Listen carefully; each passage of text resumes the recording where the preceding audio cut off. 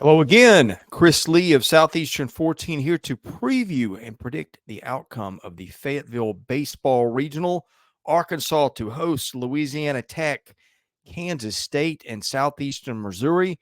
Before we get into the teams involved in the regional, a reminder, we're brought to you by BetOnline, your number one source for all your summer sports this season, from MLB, golf, the NBA, and NHL playoff stats, all the latest stats, news, and scores available to follow your favorite teams. Get the latest odds and lines, including the latest team matchups, player props, and odds on just about every sport out there.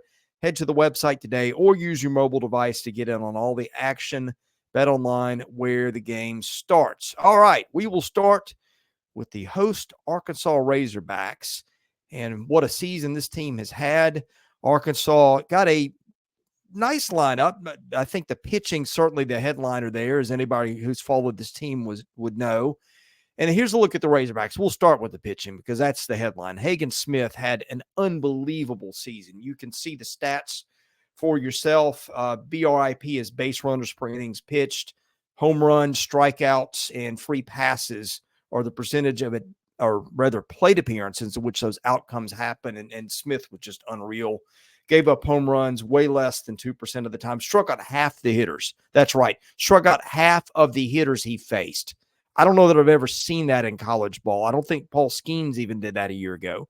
The rest of the rotation, Mason Molina, Brady Tigert, very good starters. The effectiveness waned at times. I think Molina got hurt late in the year, and Tigert just wasn't as effective. But those are guys that have pitched a lot of ball in college baseball. Molina did it at Texas Tech before Arkansas, and Tigert has been a veteran of the Arkansas staff. I think those guys are very capable of turning in great performances in the bullpen. My goodness. Will McIntyre has slumped lately, but he's been such a rock for Dave Van Horn over his career. Gabe Gackle, their closer, has been terrific. Cody Frank has been dominant. Parker Coyle's been good. The only lefty in their pen. Christian Fouch has been great. I mean, look, they've got options here that aren't even listed on the page, but this staff, I think, led the country in ERA, which was really hard to do with the bats in the SEC this year. So many great hitters. I think the question will be, what does Arkansas do with pitching? There's some talk that maybe Gage Wood will get the game one start against SEMO. I think that'd be pretty smart, given some of the lineups they could face in game two, presuming they were to win. And I think Arkansas is good enough to win a game in this regional, in its opener, without throwing its ace. I mean, plenty of other good arms out there. You could throw Ben Bybee if you wanted to. He was the SEC tournament starter, I think, in one of the games in Hoover. So plenty of options for the Razorbacks. Just very curious as to what Dave Van Horn is going to do. All right, the lineup, not as renowned as the pitching staff. Not a ton of power here, but they've got a lot of guys who can hit a half dozen home runs, as you can see here. They've got options on the bench. You've got Ross Lovich, who can come off the bench. You've got a good combination of lefties and righties. You got Hudson White, the catcher, who's really come on strong late in the year. Ben McLaughlin, their first baseman, who was maybe their most consistent hitter from start to finish, at least if not the most consistent, maybe the best. Peyton Stovall, the second baseman, who missed some time early in the year. He got really good late in the year. Jared Sprague-Lott, the Richmond transfer, very good. Aloy, the shortstop, their top power source. The on-base part was a little up and down, but he's got some pop. Will Edmondson kind of seized a starting role late, it seemed like. Peyton Holt, a nice center fielder. Kendall Diggs, been around forever. Nolan Souza has done some things at times. I mean, this is a lineup without a real superstar, but a lot of guys in here that are just good players and also some good options. You never know in a regional. Do you want to pinch hit a righty for a lefty in the right spot and maybe force a pitching change on the other side?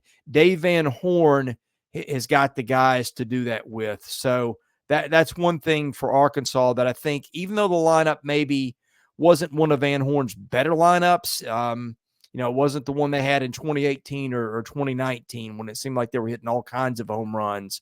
But it's certainly a good one and good enough to get them through the regional with what they've got. All right, the number 2 seed, Louisiana Tech. Let's take a look at Louisiana Tech here. Lineup was pretty good. You look through it, and I think the thing that stands out is home runs. You got 4 guys that hit at least 15 home runs. The infield didn't strike out a lot, so they put the ball in play. That runs up pitch counts. Those are things that come in handy in regionals, or just guys who can wear out other staffs. You got Ethan Bates, who's a two-way star at DH. He was their closer also. We'll get to the pitching part of things in a minute, but you've got Jorge Corona, Dalton Davis, Cole McConnell, and Ethan Bates all hit at least 15 home runs. Bates struck out 7% of the time and slugged .622. Those are stats that you don't often see go together in this era of high strikeouts and high power. You don't see a guy that hits a lot of home runs and doesn't strike out much, but that's what Ethan Bates does. Not a lot of running in this lineup. The high in steals are Davis and Adarius Myers with 8 each. In Arkansas, really a good defensive club. I don't know that that's something that's going to work against them much anyway. But anyway, now you got a couple of guys that had 8 steals to lead the team. The pitching, I think you look at the 2 and 3 starters, Luke Nichols and Grant Hupka. I presume that's where they'll go. Nichols did a really good job of keeping the ball in the park and not allowing a lot of free passes. I think the interesting part of the bullpen, Bates had 17 saves, as we noted, and Seb Broderson, what a year this kid had. He had a 2.47 ERA, gave up home runs less than 2% of the time. And a few other guys who were playable here too. Blake Hooks didn't have great numbers, had a 4.88 ERA, but didn't give up a home run all year. So those are things that come in handy as guys that can match up against different type hitters, and this team has certainly got that. All right, next let's have a look at Kansas State, the number 3 seed in this regional. Just a kind of a balanced team. And of course, I'm an SEC guy, so I didn't watch much ball outside the SEC. But if you get through the Big 12 with an at-large bid, you've done something. This is a lineup that's maybe a little bit like Arkansas's. Not a lot of top-tier home run guys, but a lot of guys that hit 8 or 9. In fact, I think 5 guys who hit either 8 or 9 home runs. 5 guys who stole double-digit bases. Look at some of the walk rates here. 19%, 18%, 18%. It means they are taking pitches and making pitchers work. Again, something that can work in your favor in a regional. Yeah, I mean, on-base percentages, a lot of guys over 350, not elite. I guess Brendan Jones, their leader in that category. Only a couple of guys that slugged over 500. But again, it kind of reminds me a little bit of Kentucky when I look at this year. Probably not as good a lineup as Kentucky's, of course, but just guys who make you work, guys who've got a little bit of pop, maybe not a lot of pop, and guys who can run. Jones, I think, was one of the top 5 base stealers in the country this year. All right, the pitching, the ERAs don't stand out in terms of the rotation, but what these guys do, they don't walk a ton of guys with some of these guys. The number 2 starter walked 7% of the guys. Number 4 starter walked 8%. That's Jackson Wentworth. But I think the big thing in the bullpen, Tyson Neighbors, a guy who had not a lot of base runners get on, home run rate under 3%, 40% strikeout rate. That plays against anybody. So they got a lot of arms that they can use and did use. Maybe nobody elite here. But again, the pitching staff was good enough to carry what the hitting did most of the year. And you can see that was a very, very balanced lineup.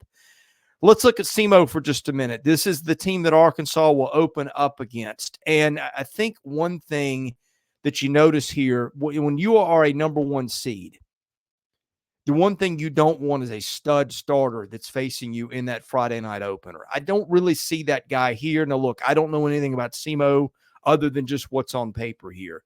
But Hayden Dow, I would presume, would get the ball in the opener. He was the guy listed as a number 1 starter on FridayStarters.com. So I went with that. Not an overpowering guy. In fact, this staff wasn't really an overpowering staff, at least from the starting pitching perspective. Did a decent job of keeping the ball in the park. I guess the headliner here, Colin Wilma, gave up home runs less than 2% of the time.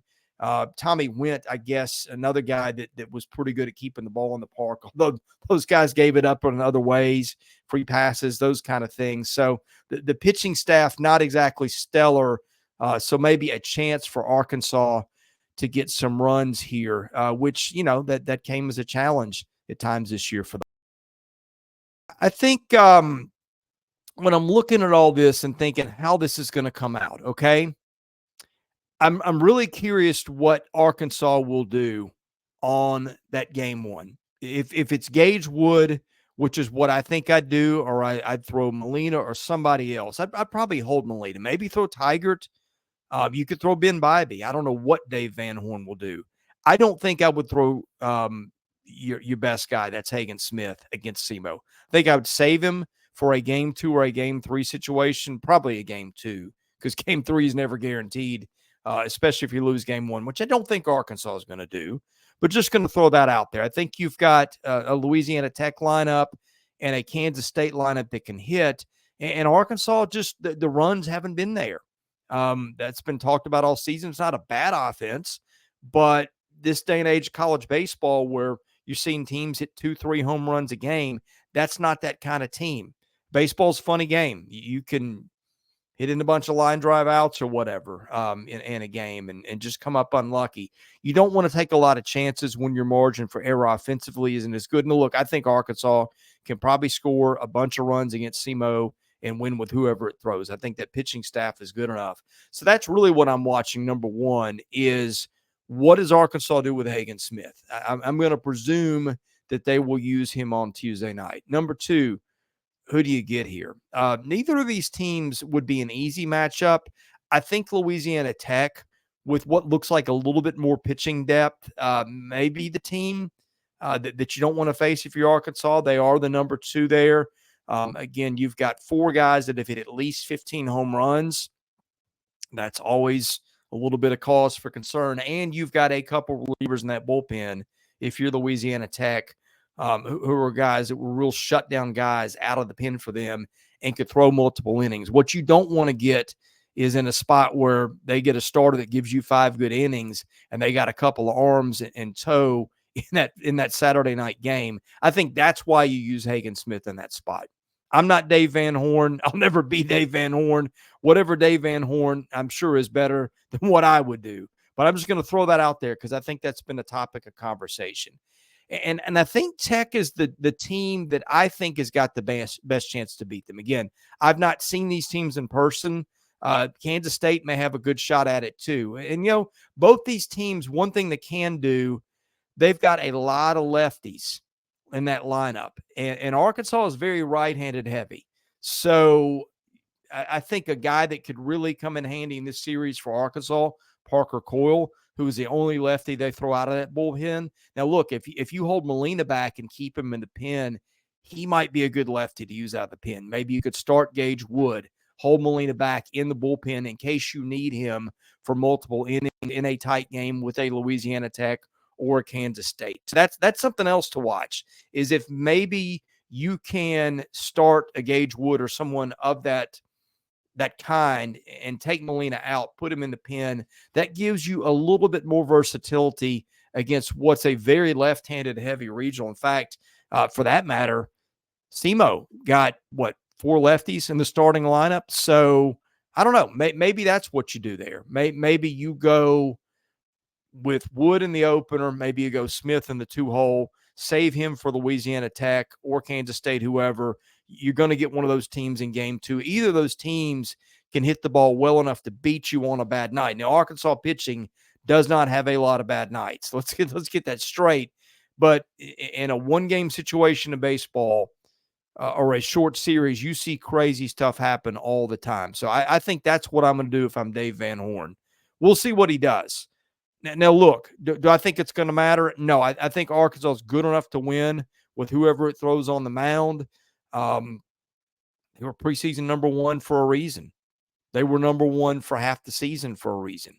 The bats didn't always come through the way they wanted to, but they're good enough with this pitching. Arkansas wins the regional, and then it moves on to host a super regional next weekend And then who knows? Dave Van Horn, another trip to Omaha at that point would be in sight. He's going to get one eventually. Maybe this is the year. The pitching's good enough. We'll see how they do in Fayetteville this weekend. If they get through that, I think they can certainly make it back to Omaha. All right, we'll be here to talk about it when it's over with, wrap these games up. We're going to preview every single regional involving an SEC team.